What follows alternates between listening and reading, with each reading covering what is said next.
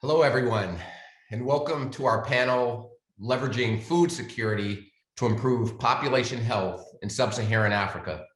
My name is Du Bois Bowman, and I'm privileged to serve as Dean of the School of Public Health at the University of Michigan. Thank you for joining us from literally around the world for this session. I'm really grateful to be a part of the University of Michigan's Africa Week.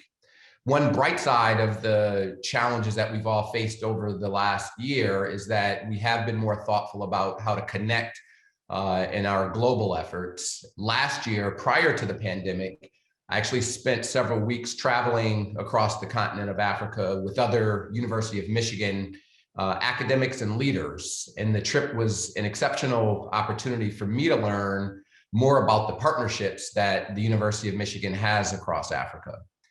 Here at the School of Public Health, where I serve as dean, our research and work spans the globe, and we are in over 80 countries. And in fact, we have faculty working in 20 countries, even within Africa, including Kenya, Ethiopia, Ghana, South Africa, Botswana, just to name a few.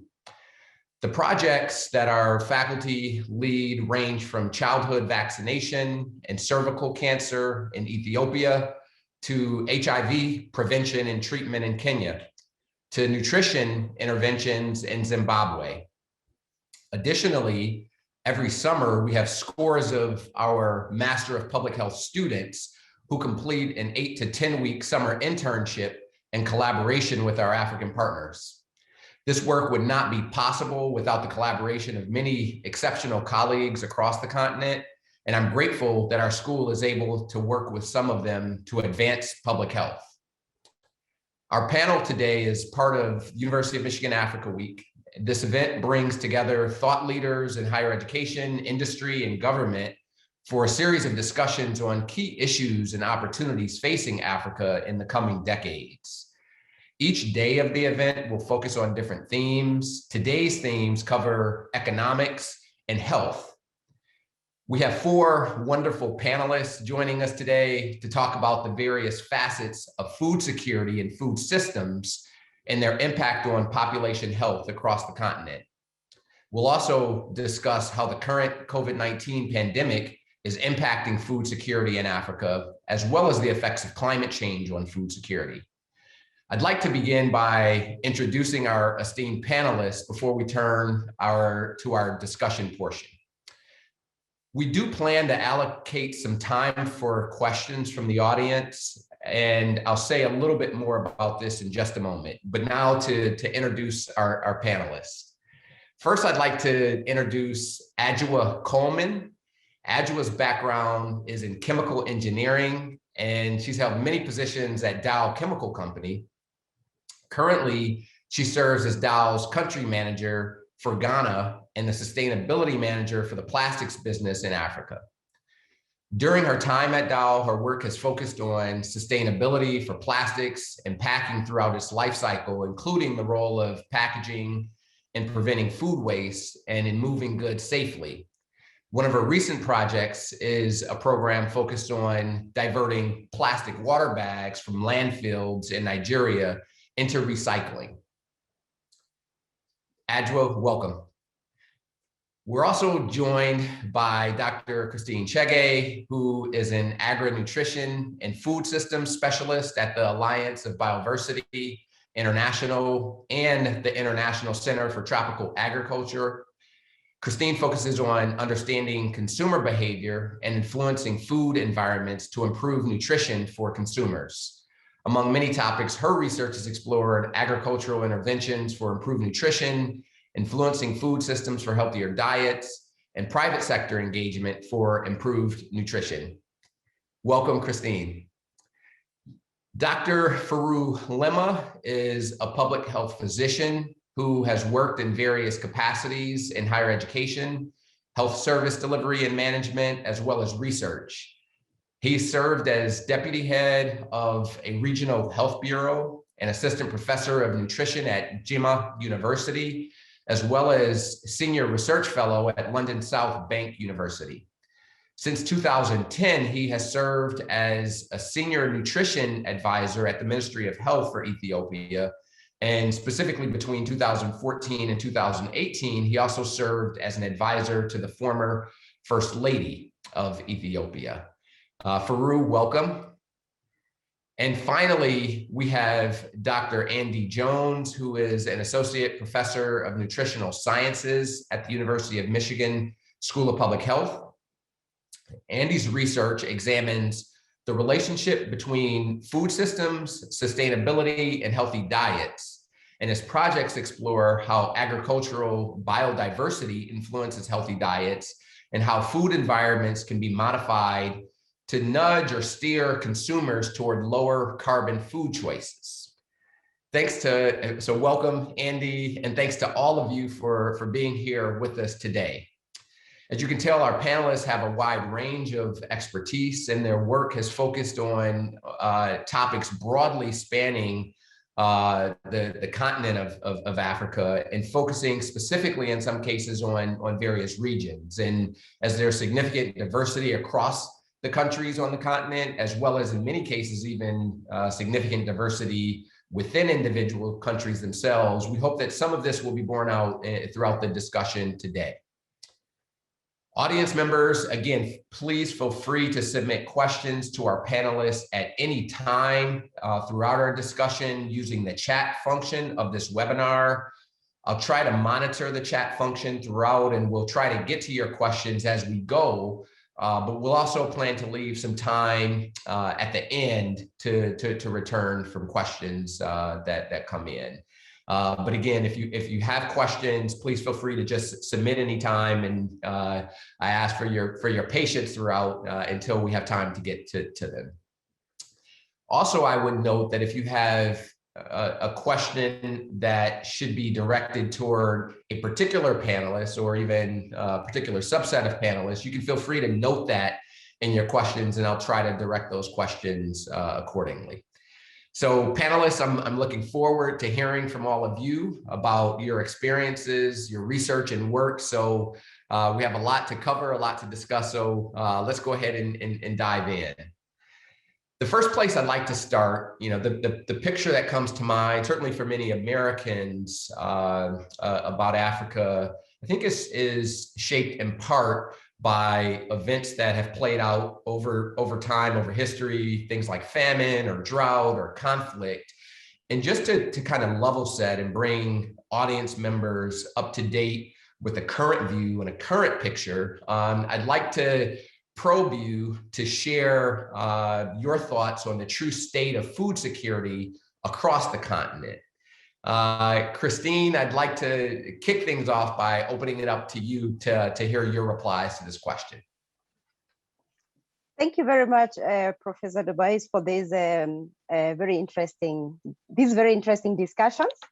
And yes, so like you mentioned, when most of the people hear about Africa, what comes to their mind is about famine and conflicts. Unfortunately, that is mostly the picture that comes out, and mainly it's driven by the most of our media out there. So just first of all, before I get into the point of food security situation, just to highlight that, yes, some of these actually are some of the challenges that we are experiencing in Africa. And the top 3 drivers of hunger and food security in Africa that we are recently, in the last few years, 5-10 years, that we are seeing are around climate change, conflicts, economic slowdowns. So these are like the top 3 the top 3 challenges. And by saying that, it doesn't mean every corner of Africa is fighting, every corner of Africa has conflicts yes, but these are some of the challenges that we experience. And to mention a bit more on that is to say that in Africa also, there is very high potential in terms of what Africa can do and what Africa can achieve. For example, we've seen a lot of statistics where Africa has been highlighted to have potential for becoming the global bread basket. But then this can only happen if we are able to address some of our food insecurity challenges. For example, like we've mentioned, issues to do with climate change, issues to do with post-harvest loss and food waste, issues to do with conflicts. Once we are able to address this, then we can say, actually, in Africa, we are in a position where we can be able to feed the world. Now, moving into the next point, talking about the Africa food insecurity situation and how the food security looks like in Africa. So in the past years, we've seen some progression in terms of moving towards a positive direction of food security. However, the figures are still very high. For example, in sub-Saharan Africa, we see food insecurity is as high as around 21%, 22% of the population not really able to achieve a good diet, not even the diets alone, but really not able to get food that they can consume in their households. And when you look beyond just sub-Saharan Africa and you try to understand the situation by regions, sub-regions, for example, within the East Africa region, Middle Africa, Southern Africa, West Africa, we see East Africa currently actually is leading in terms of food insecurity. So we have as high as around 22% of the population in East Africa actually facing undernourishment, meaning that they have hunger. They're not able to get food that they can consume, enough food to consume. So that said, when we look at the targets that we have for the SDG 2.1 for zero hunger, targeting zero hunger by 2030, actually we are not on track. We are way behind.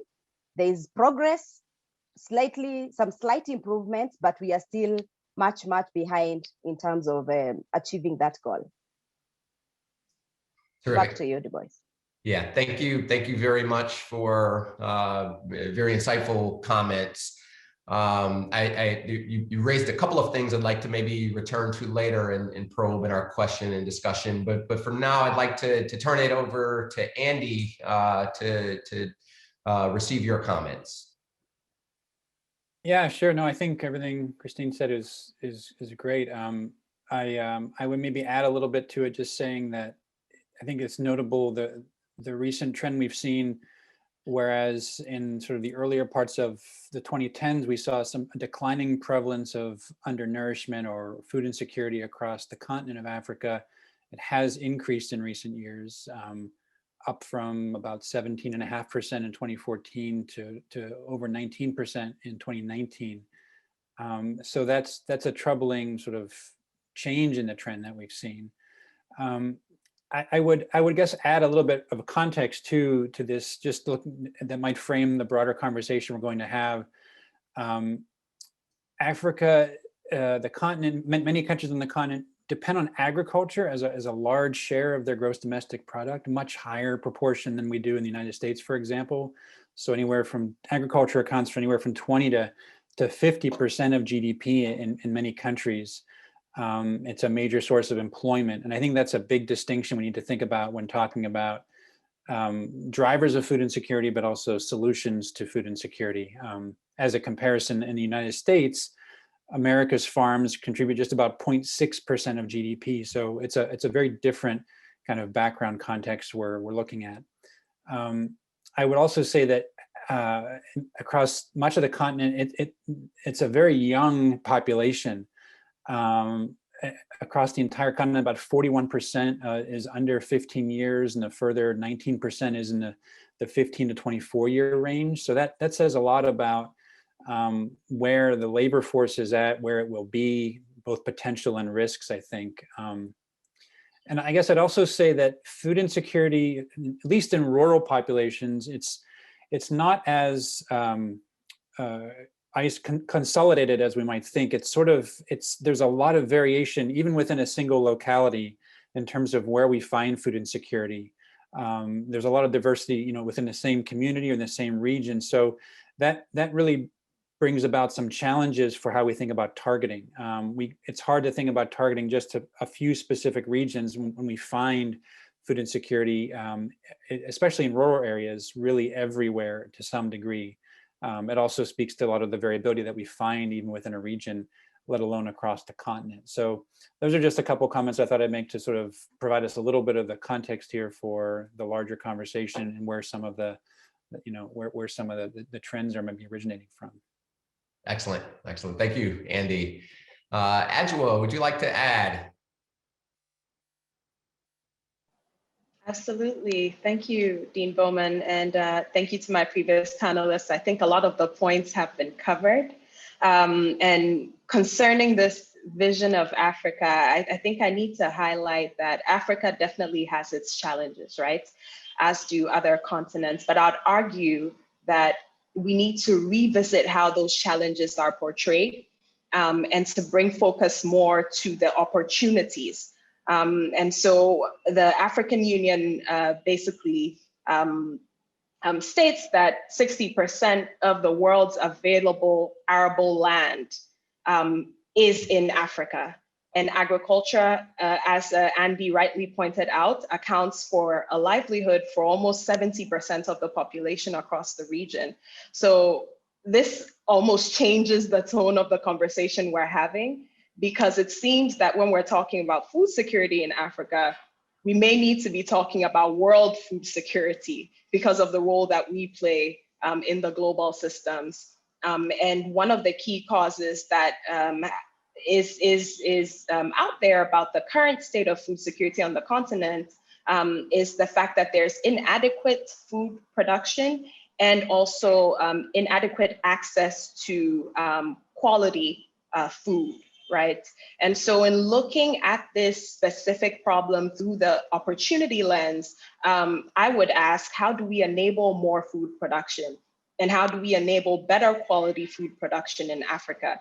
And we can address this from what will be needed from the different stakeholders who are involved in this particular value chain across the region. And I'm sure that as we keep having these conversations, those specific opportunities will come out or be highlighted throughout our discussions.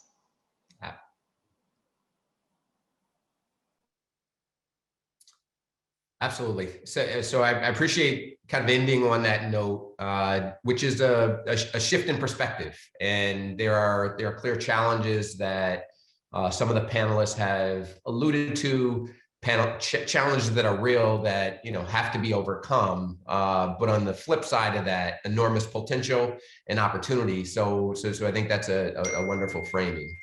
We do have a question coming in from the audience that I'd like to ask, somewhat related on the challenge side, and particularly related to to conflicts. And so it says, can you speak about how the war in Ethiopia, in particular the Tigray region, is currently affecting the population, and how the government is actually resisting aid from people, from reaching people?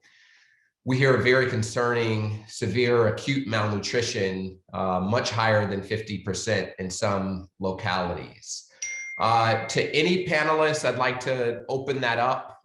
Perhaps Faru, is that something that you'd like to provide any kind of remark or response to?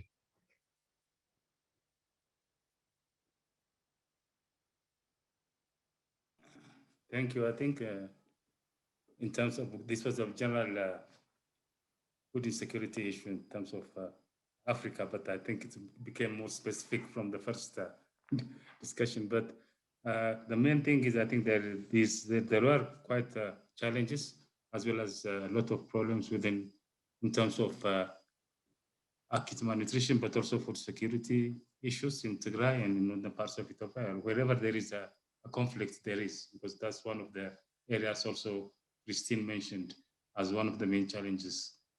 Displacement conflicts and affect the food security situation. And there are quite a lot of things happening. And now I think most of our partners are in, led by the World Food Programme and other development partners.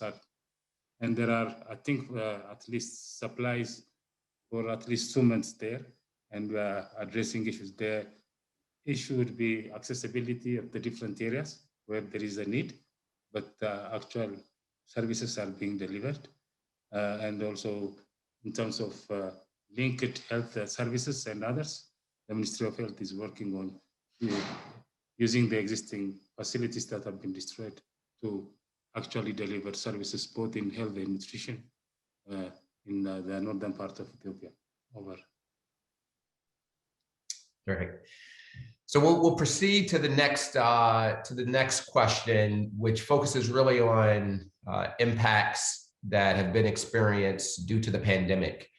And, food security in the United States, by some estimates, has doubled as a result of COVID-19.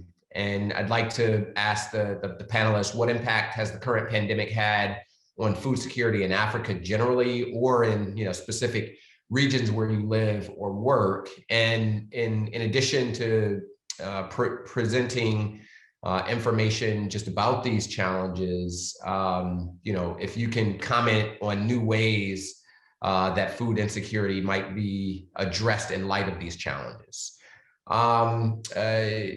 Let's go to Christine to begin addressing this question. Thank you once more. Yes, for sure, the pandemic, the COVID-19 pandemic came in really unexpectedly. No one expects pandemics, but this was, like, I would say, a shocker, because when people are coming up, things were getting on track, food security was getting better, nutrition situation was improving, and then everything kind of collapsed. So at the beginning, I remember when the food security report, there was a report by FAO on the food security and nutrition situation globally, came out last year. They actually immediately projected that because of the current pandemic, we are likely to have an increase in terms of food insecurity by as much as 83 to 132 million people, meaning an additional number of people who are likely to be food insecure because of the COVID-19 situation. And along the period of last year, several studies were coming out. We also did a lot of studies. We've done like 3 rounds of studies in the urban areas of Nairobi, trying to understand how does the food security and broadly nutrition situation, how has it been affected by the pandemic? We also did studies, quite a number of studies in the rural areas, and also with the food distributors, really to understand how has the food system broadly been affected by this pandemic. And what is coming out, and also not just in our study only, but also in other studies in Ethiopia and other regions across the region, we find that there are different effects on different food system actors. For example, the urban consumers are hugely affected. Their food security may even be worse than double or even triple. Like, you would find some of the slum dwellers in the urban areas of Nairobi, you go there and people say they have not eaten for the last 2 days. Wow. Or the child just had 1 meal. So it was really bad. And this is not just in one scenario, like in one household, but it was really a number of significant households in the urban areas. And this was again the case for the diets. You find what people are eating more is more of either cereals, their diets also significantly deteriorated. And when we went down further to the value chain, trying to understand how has the distribution of foods been affected.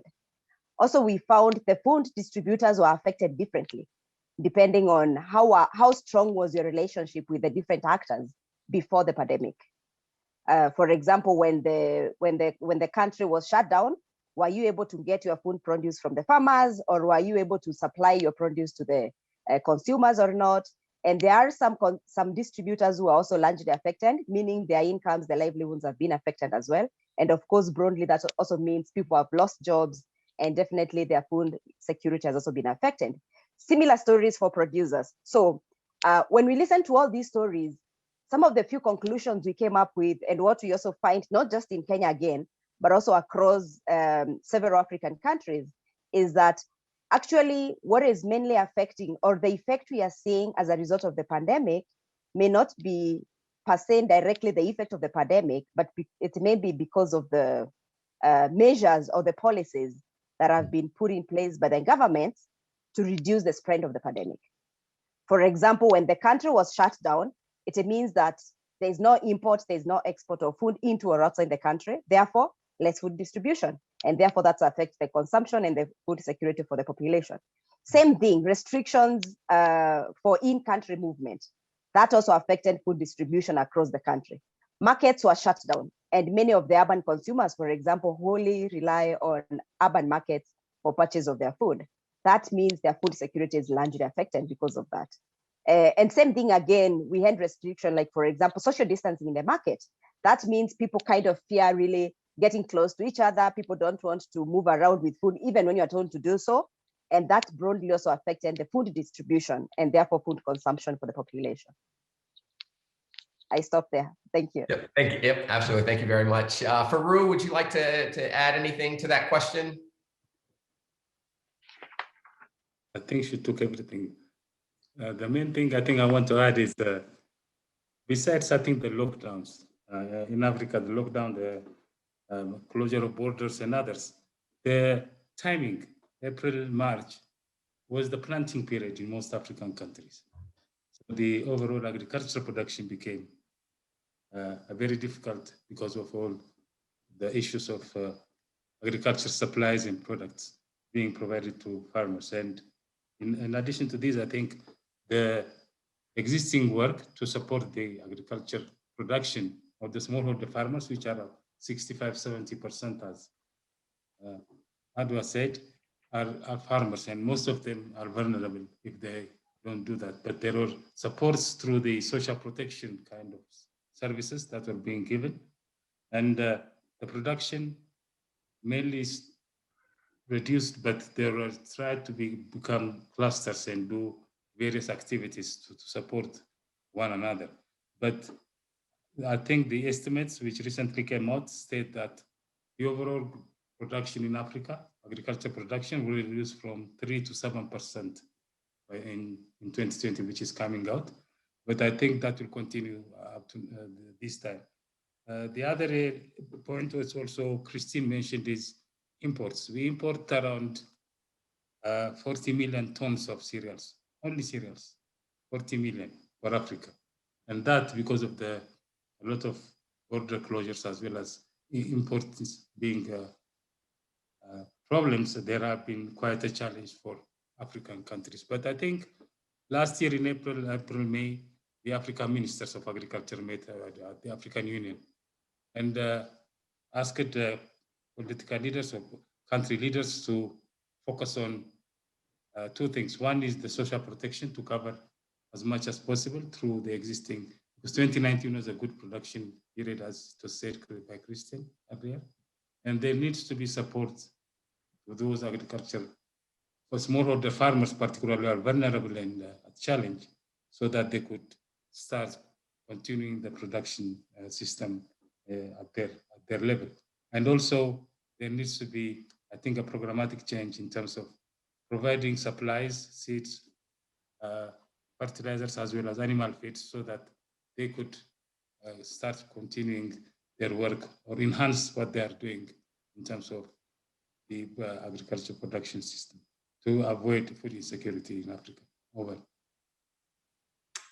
Great.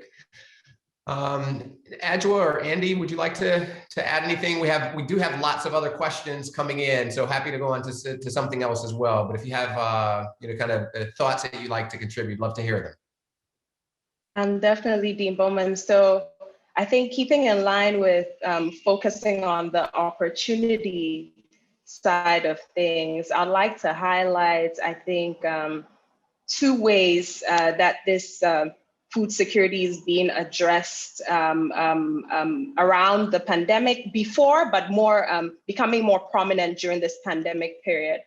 So one of the ones which I think is also quite innovative is the reliance on crowdfunding platforms for providing finance to strengthen local agriculture. And I think this helps specifically address something that Faru mentioned, which is our reliance on imports, right? So access to finance for making our local food systems better is one of the challenges. And so you're seeing crowdfunding platforms cropping up specifically for agriculture in the region.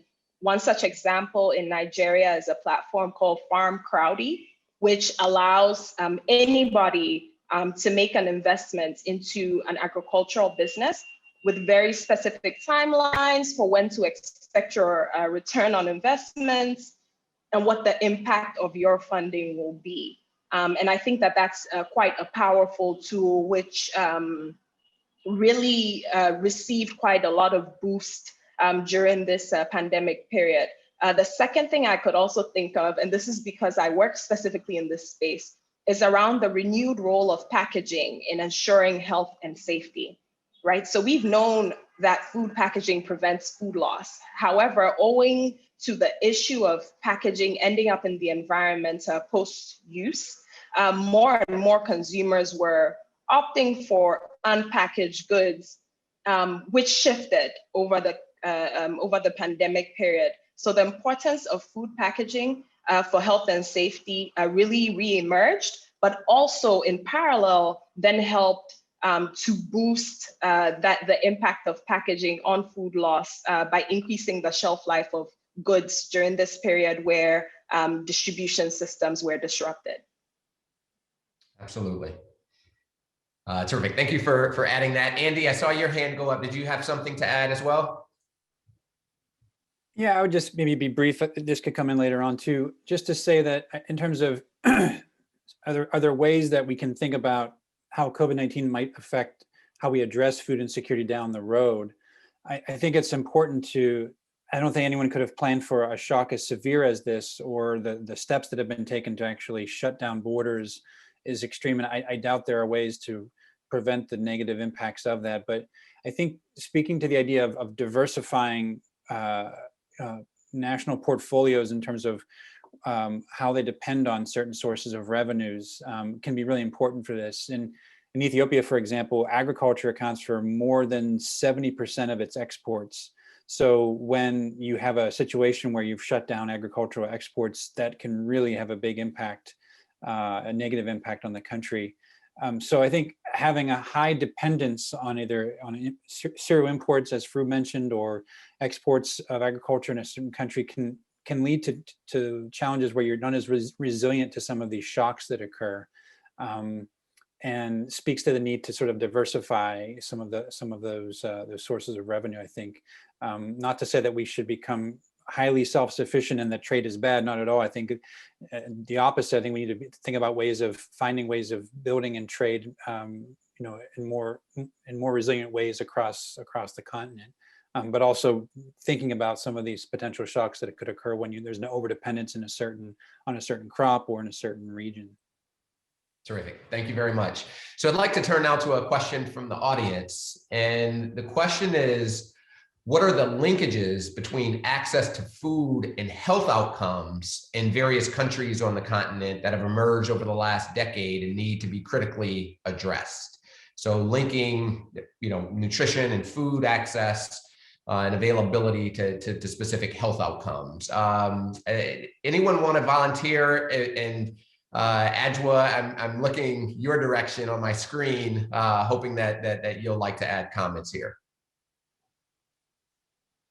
No, thank you, Dean Bowman. And I think that this is one of the critical aspects of food security, right? And not even just quantity, but actually quality of food as it relates to nutrition as well. And so growing up, I was born in 1988, not to give away my age, but at the time in Ghana, there was a famine that was ongoing from previous years and around that time. And I know of a number of children who were born during that period who, because of food scarcity issues, had some developmental challenges. Now, I'm not a health between child nutrition and their health outcomes. So I don't know if any of my other panelists want to pick up where I left off. If you have any specific information around, some trends in this particular space in the region, and what you generally know about this topic. Thank you. Other comments?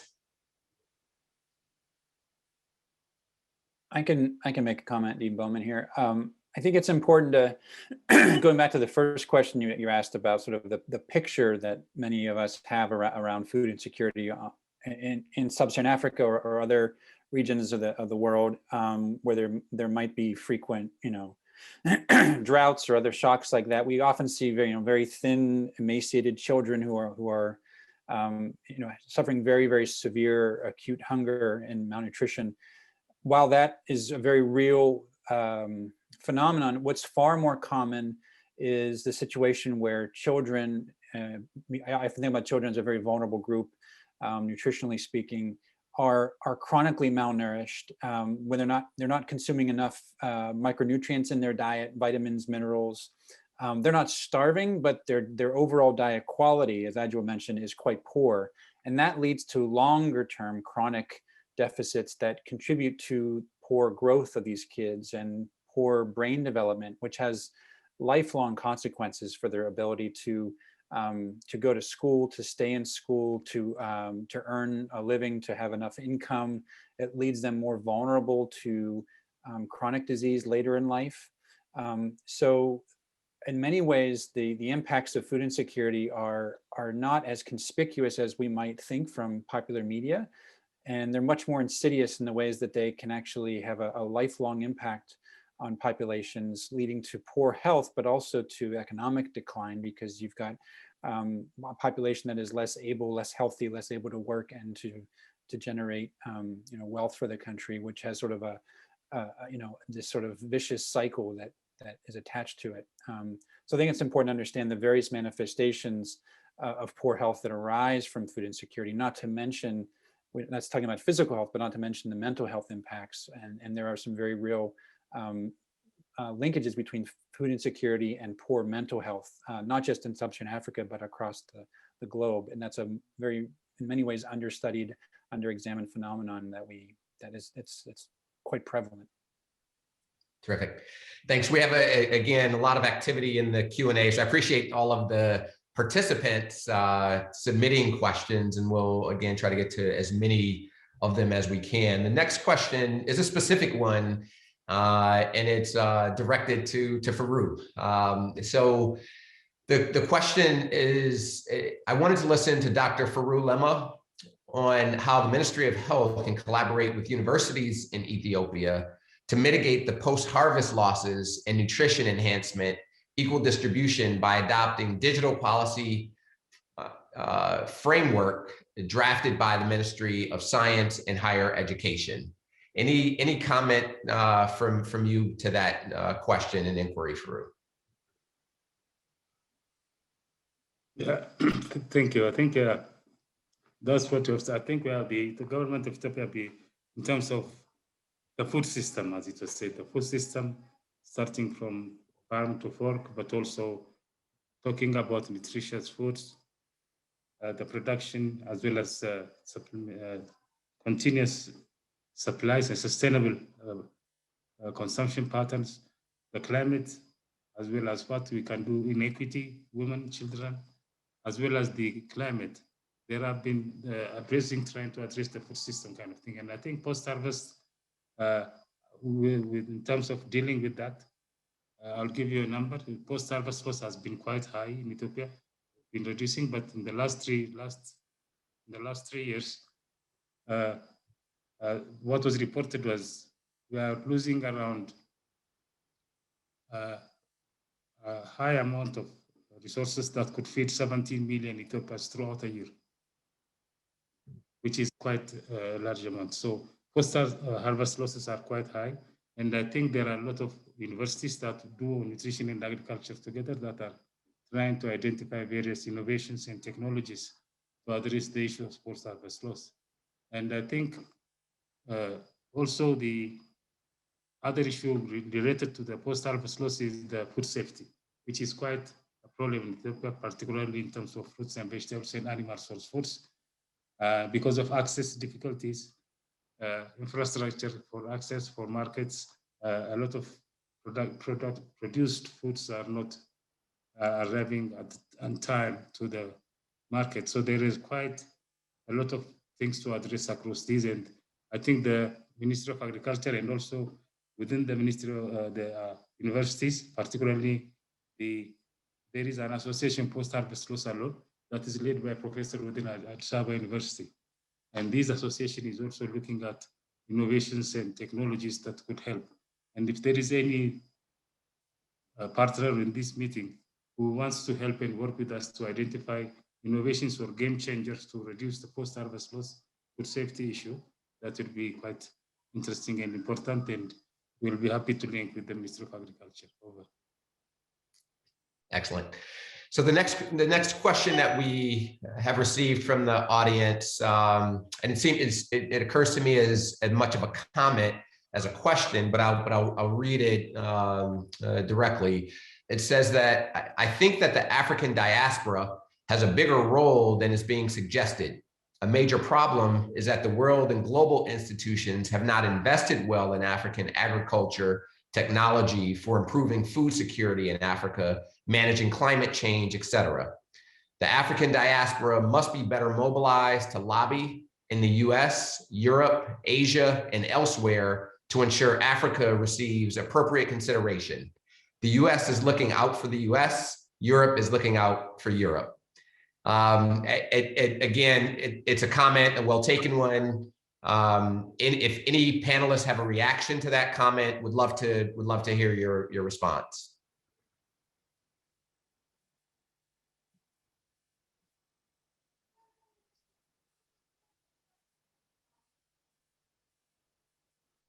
Okay, if there are no immediate takers, what I'd like to do is, we've talked about the impact of COVID on food insecurity. Another thing that has been less acute, less abrupt, but still emerging nonetheless, is the issue of climate. And so I'd like to, it was referenced in the prior comment. And so I'd like to now just ask the question, given the warming climate, what preparations are being made for population migration due to degradation of previously arable land and subsequent changes and pressures on food supplies, food access, and associated social conflict? Andy, do you want to begin by providing remarks to this question? Yeah, sure.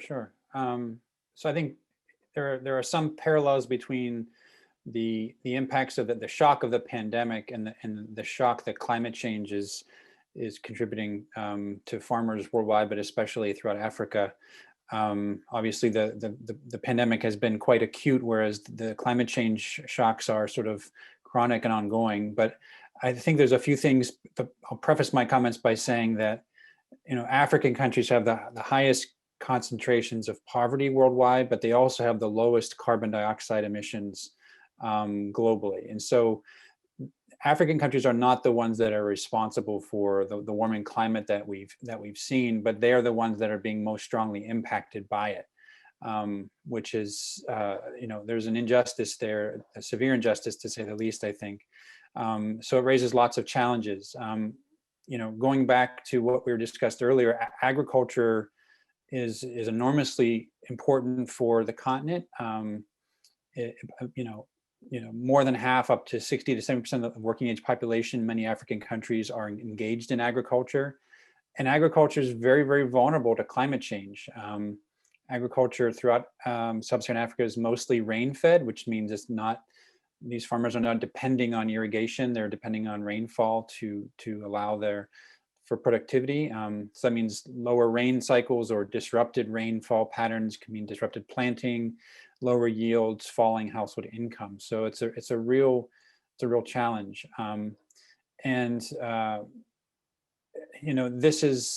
This is sort of a backdrop for some larger issues that are at play on the continent with respect to productivity of agriculture. There's two real big constraints. One is the low land productivity. So throughout the continent, many of the soils that are being farmed have been farmed continuously for many, many decades, with very little opportunity for fallow to allow soil nutrients to regenerate, or for soil organic matter to be able to be managed or rebuilt. So that leaves a lot of challenges for the actual productivity of many of these soils.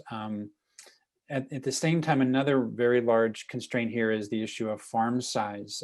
As rural populations are growing, it's been driving fragmentation and land subdivision so that the sizes of farms are getting smaller and smaller and smaller.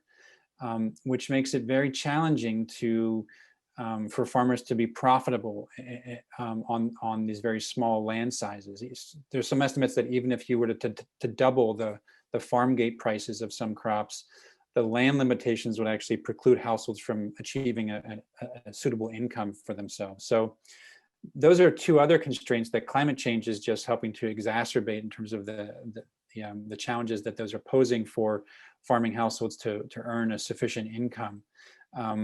You've also you have the issue of migration, and most farmers who are vulnerable to climate change, they're not migrating to Europe. They're not migrating out of the African region. They're typically not even migrating out of their country. They're migrating within the country, and that places and they're often moving into cities. And so a large share of these migrants are moving to urban centers that are already tend to be stressed in many ways. There's already a large proportion of urban populations living in informal settlements, which is adding new pressures to these urban centers. And we can talk a little bit more about that, I think, when we talk about solutions and the ways that we think about how to address problems of food insecurity, but also some of the drivers that are exacerbating food insecurity concerns. But I'll pause there for now just to note some of those trends. Terrific. And your comments prompt another force and thoughts about another force at work, and it's related to a question that I'll point to in a moment. But the other force that I'm thinking of is the force of population growth.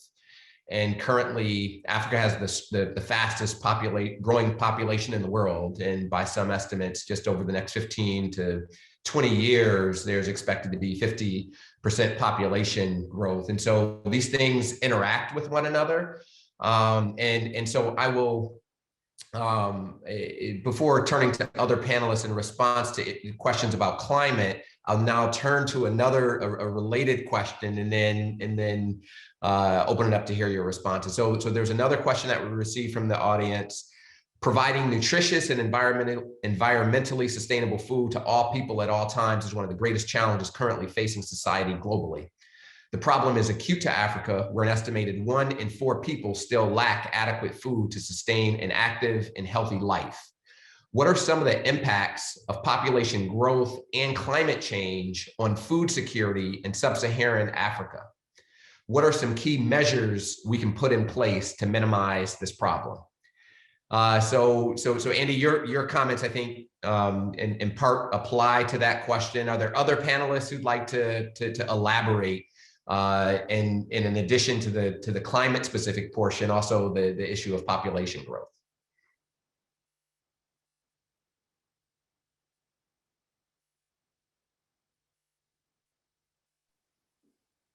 Yes, if I may jump in there. So looking at what's happening in terms of climate change, in terms of population growth, and of course, like Andy already mentioned, that because of the population growth and climate change, you find also there is migration, people are migrating to urban areas, and eventually this is also linking now to your question. This is definitely affecting the food security and nutrition situation for these people, because when you find people moving to urban areas, and the urbanization in Africa is also it's going to be among the highest in the next few years. So that means the trends, if we are not very keen, then the trends in terms of our food security, but also the nutrition security is likely to be highly affected. So linking population growth and the nutrition situation, I think this is a big challenge. And of course, climate change comes in, because climate change is also affecting the production. It's affecting how much food, what kind of food we can produce, what kind of nutritious foods we can produce. And some of the latest projections by the climate system people shows that even the nutritious foods are actually highly affected by the climate change. That means there may be less and less production of these nutritious foods if nothing is done in the next few years. So still, the challenge of nutrition will continue being there if we don't address it, and especially if we don't tackle some of these challenges that are coming in, especially on the climate change, on the growth, population growth, urbanization, and eventually linking to our nutrition situation. Thank you. Absolutely. Anyone? Andy? Yeah, I just wanted to add in one other really important factor. There's been a couple questions about sort of links between food security and health, and it's really important to note that dietary risks are the #1 risk factor globally for death and disability. So poor diets, they pose a greater risk to health than alcohol, drugs, tobacco, unsafe sex combined. So we know that diet quality is a huge issue for population health. And this is true in sub-Saharan Africa, it's true globally.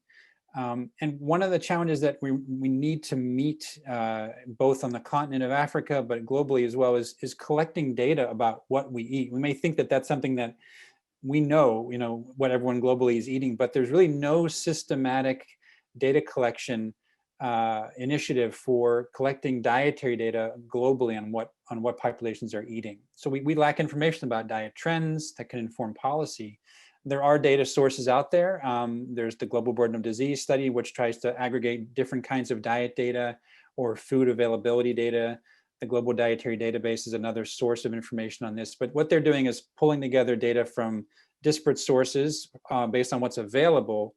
And it's hard to sometimes bring those together in a coherent way that's easily interpretable. So there are some efforts by the Gallup World Poll, for example, that's trying to begin to collect data systematically globally across the world. But I just wanted to make this comment that we know diet quality is extremely important for health. Food insecurity in part shapes diet quality, but we don't know a lot about diet quality. We don't know a lot about what people are eating and how the quality of their diets, and we need more data about that to really inform policy as we go along here. Excellent. So we've received a few questions that kind of get to the point about investments and engaging key stakeholders. And so I'd like to pose a question. What needs to be done differently going forward to ensure industry, governmental agencies, and NGOs all work together more effectively to address the issue of food insecurity in Africa and thinking about strengthening food systems comprehensively? At least one of the questions was directed toward ADJUA from our participants. So ADJUA, I would like to turn things over to you to kick things off.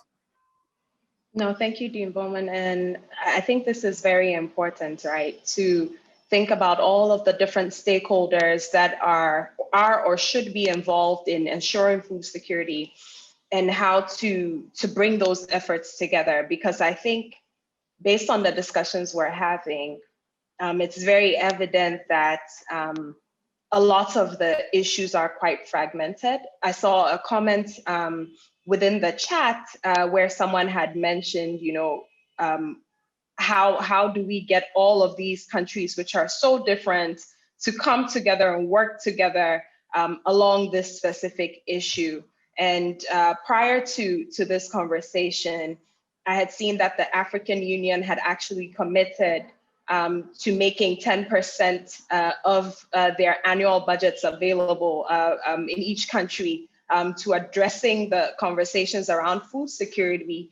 But I think that as is quite evident, this hasn't happened in the way that it should. So from my perspective, I would say that a multi-sectorial body or organization specifically aimed at addressing food security holistically for Africa would be a good start. And maybe I'm mistaken and something like this does exist, but I think it would help to bring all of the conversations and all of the different perspectives together, right? What such a body would do would be to elevate this particular conversation to a strategic level where each and every stakeholder within that food value chain can propose very tangible actions for how to address the issues in the different countries, because it varies also from country to country what the specific issues are. And government can table what needs to happen on the policy side for this. Industry can be present to rise to the challenge of what the private sector needs to do to be able to boost the policies. but all of this needs to happen in tandem, and that alignment, I think, can be promoted by creating an organization directly targeting this issue, cross-sectorial, cross-regional, with very clear goals. Excellent. Farouk, would you like to add anything to Adjoa's comments? I think mostly said, but in terms of, I think, the food system, as you said, there is a great need of systemic solutions, as you said, and there needs to be a strong commitment as well as resources, but also partnership, government and government sectors, civil society, private sector, UN agencies, and all have to come together to operationalize a system or innovative system to help us come up with solutions that would address the food and health and as well as nutrition situations which are happening globally, but also mainly in Africa. And I think if you remember, there are the 5 Ps in the SDGs, which are the planet, partnership,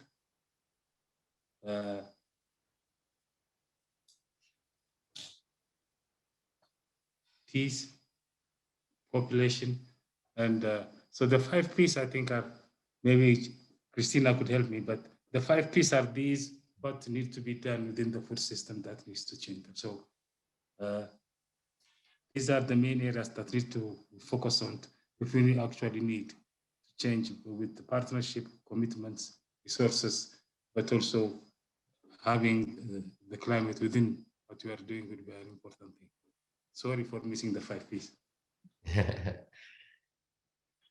I think you got most of them covered. So great. So the next question, there's been some discussion already built in, but I'd like to now just ask specifically in response to one of the questions as it pertains to thinking forward about future strategies. So it says every crisis exposes the systemic problems and the pitfalls of previous interventions to deal with perceived weaknesses in the production of and distribution to food.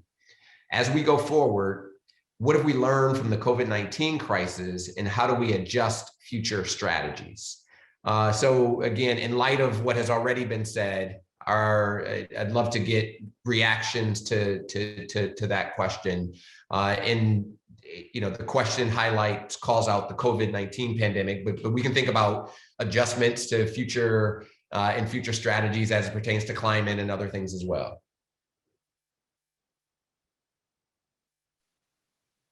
Christine?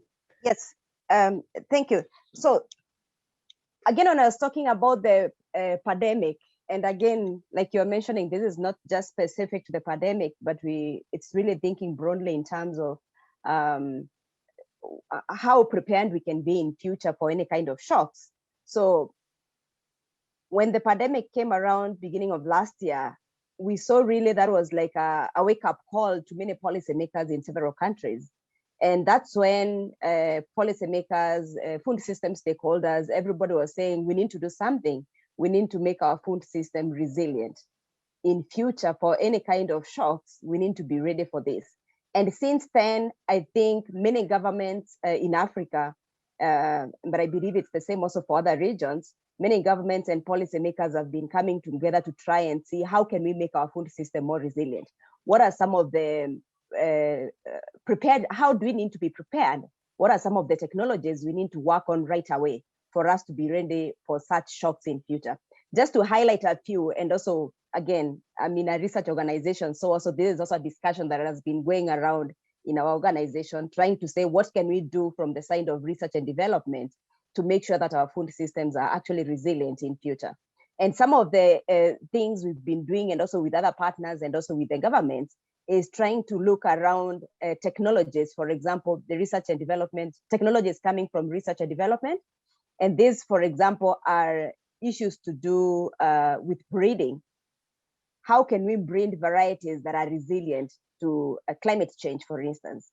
As much as we breed for productivity, as much as we breed for consumer preference, also looking keenly into what is more resilient. This has been there, but now it's coming out much more stronger in the last year. or the last few years.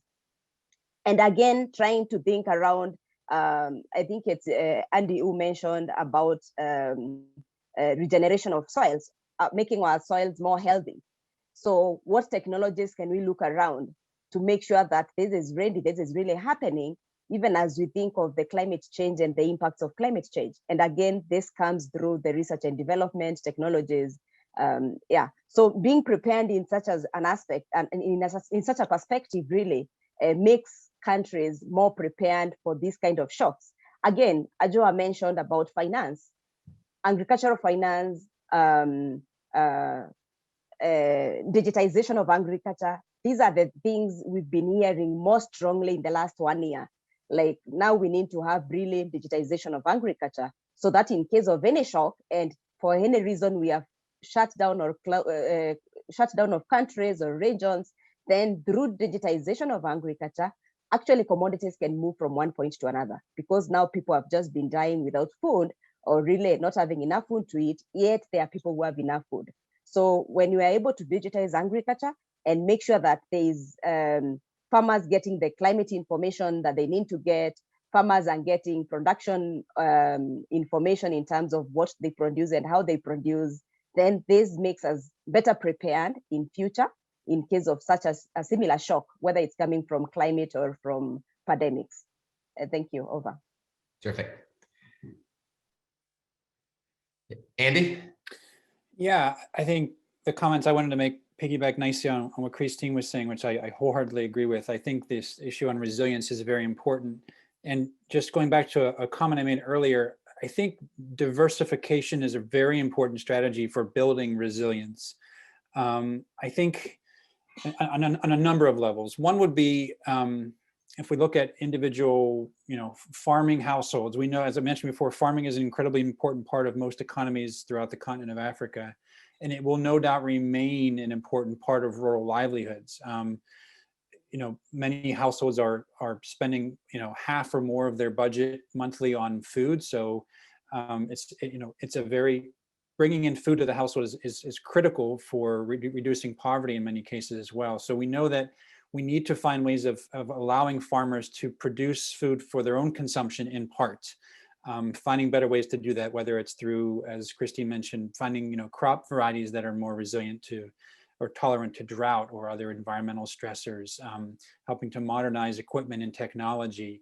I think these are all important aspects. Bringing in things like grain legumes, which can be intercropped to capture nitrogen from the atmosphere rather than needing to buy external fertilizers, can help to build soil organic matter and help to make soils healthier, but at the same time potentially diversify diets or add to the income of a household by selling those legumes.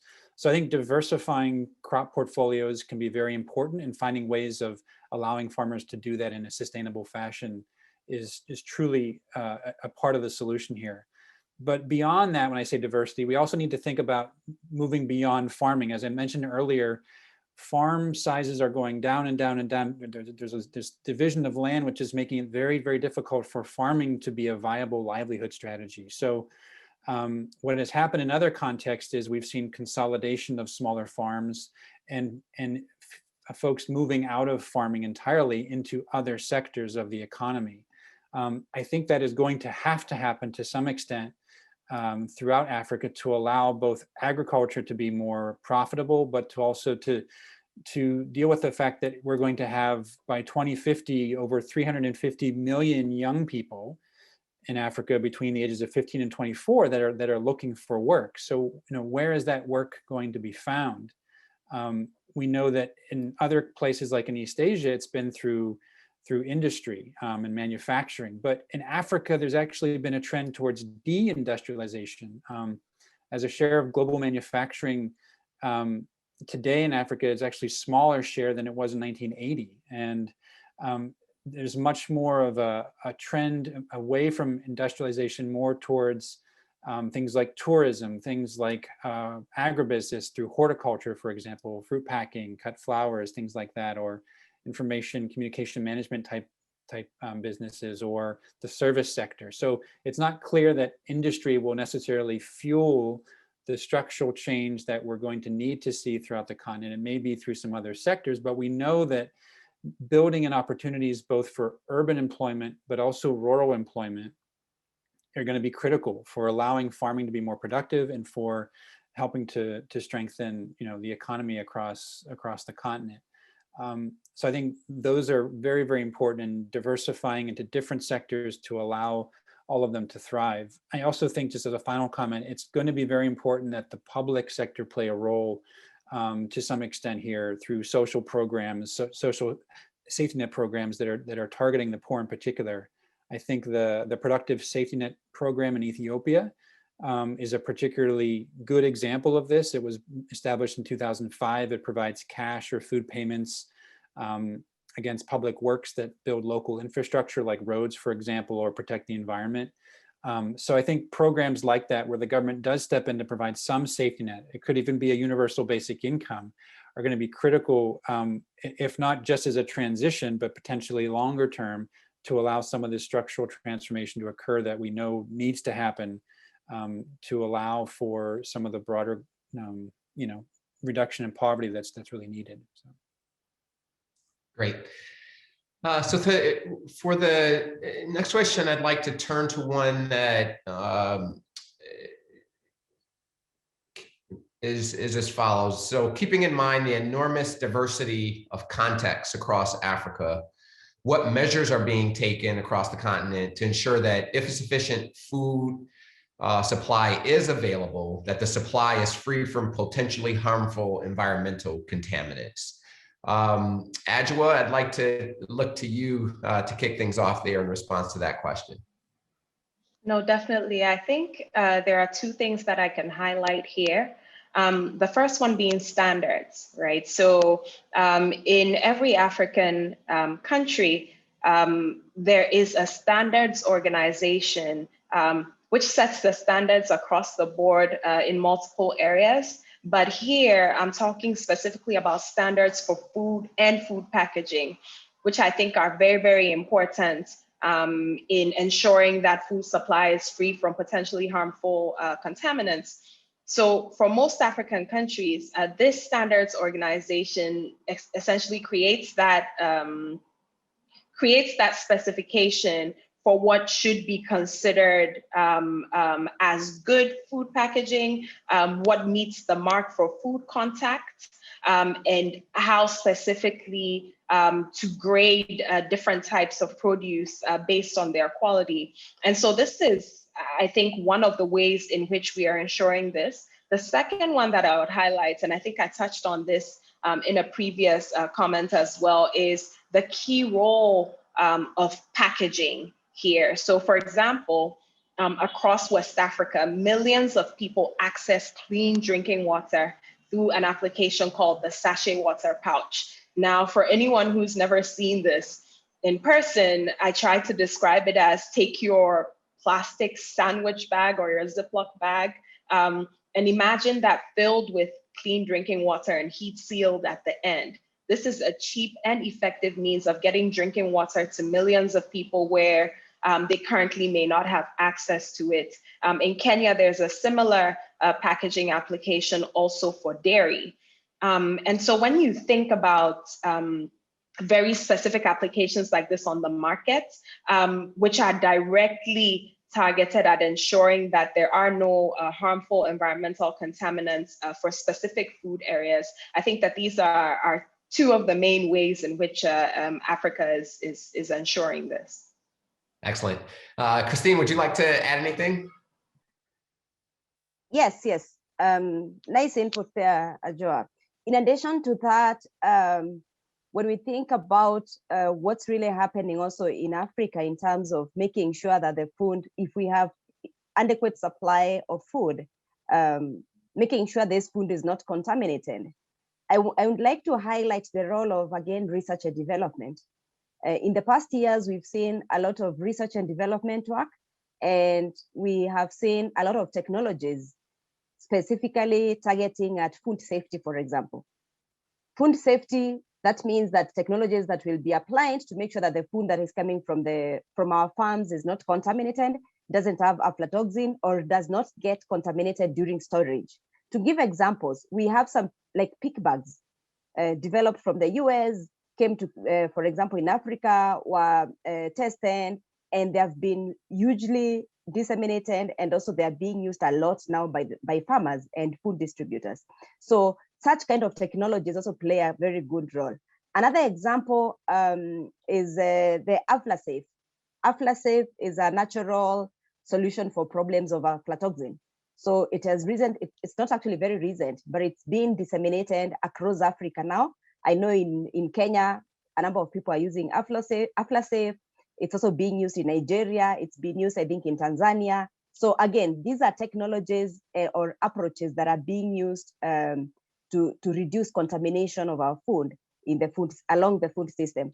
Again, another important point I would like to highlight is the role of policies.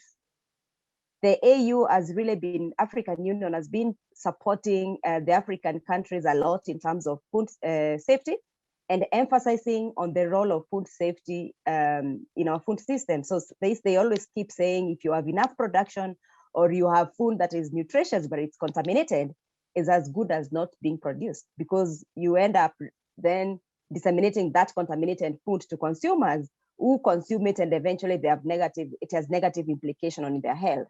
So AU has been discussing with different African countries on a food safety index, and they are encouraging different countries, actually countries across the African region, to adopt this index, which is like a minimum requirement. So it just describes different to different countries on what you need to do to make sure that your food system is safe, and making sure that you have the minimum requirements for food safety. And this is an ongoing process, and I think once all the African countries are able to adopt this policy for the food safety index, there's going to be a big move in terms of food safety in Africa.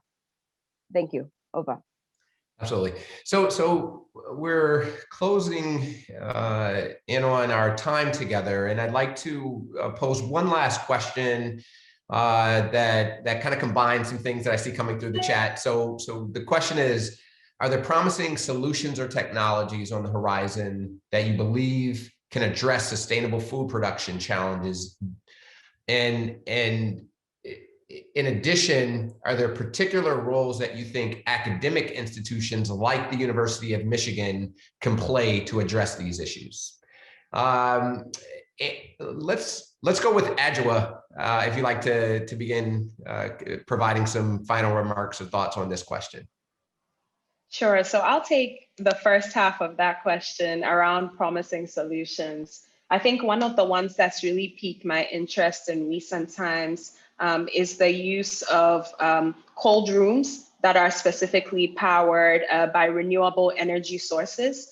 We talked about resiliency of food systems, and as the world is shifting towards decarbonization, we need to ensure that the energy sources that are tied to ensuring our food systems come from renewable sources, right? So outside of ensuring or reducing post-harvest food losses by having cold room systems within the distribution chain, I think that it's also important that those technologies are also then pegged to renewable energy sources to ensure that we have a sustainability mindset, even as we're trying to leapfrog.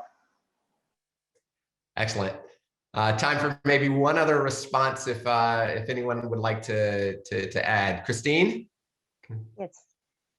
Yes. Some other, just to highlight quickly, a few other technologies I think would be really promising in terms of addressing sustainable food production in Africa.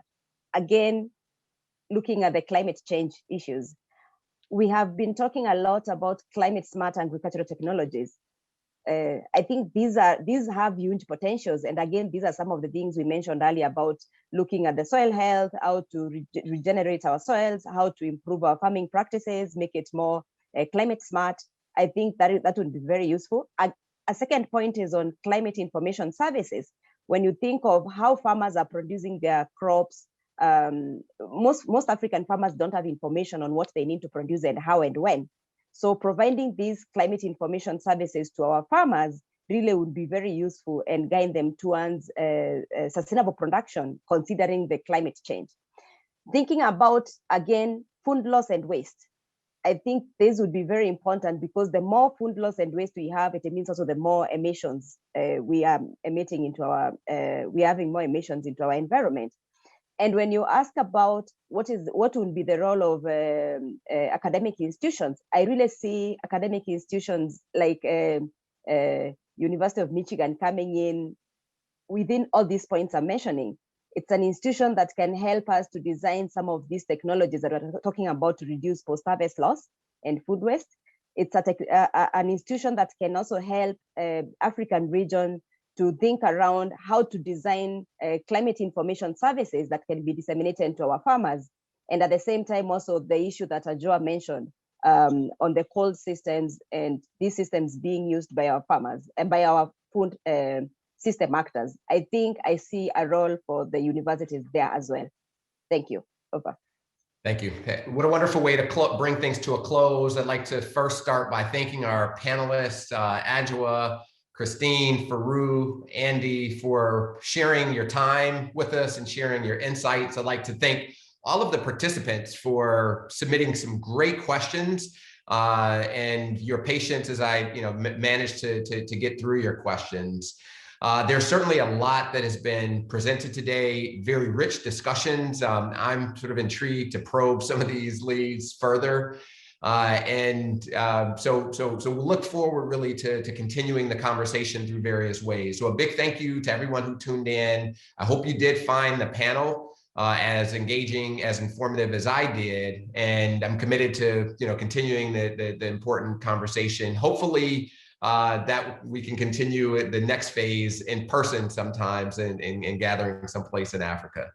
So to offer some closing remarks for day one of the University of Michigan Africa Week, I'm delighted to introduce Matthew Countryman, Chair of the Department of Afro-American and African Studies here at the University of Michigan. Matthew, over to you.